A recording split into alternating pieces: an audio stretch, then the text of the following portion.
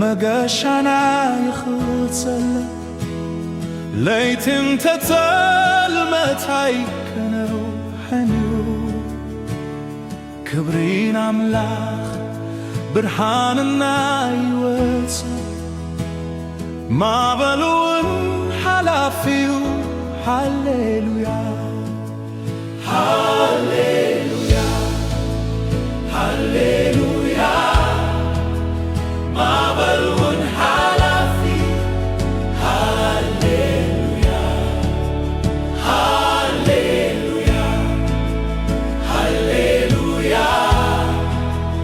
ማዕበሉን ሓላፊ ሃሌሉያ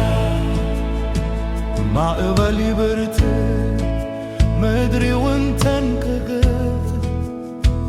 በርጊ በርኽ ፈተና ይኸብድ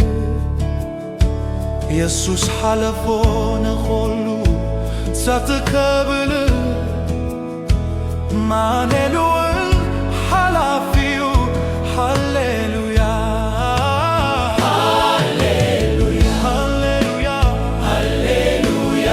ሃሌሉያ ማዕበሉን ሓላፊ ሃሌሉያ ሃሌሉያ ሃሌሉያ ሃሌሉያ ሃሌሉያ ማዕበሉን ሓላፊ ሃሌሉያ ብርሃን ይኽወል ትግልጊ መስል ነፍሰይ ትፈር ማዕበላ ትግንፍል ጐይታ ይተው ኣይትፍራ ይብለኒ ማዕበል ቀልጥፉ ይሓልፍ ሃሌሉያ ሃሌሉያ ሃሌሉያ ሃሌሉያ ሃሌሉያ ማዕበሉን ሓላፊ ሃሌሉያ ሃሌሉያ ሃሌሉያ ሃሌሉያ ሃሌሉያ ማዕበሉን ሓላፊ ሃሌሉያ ኣብ ብሩህ ወደብ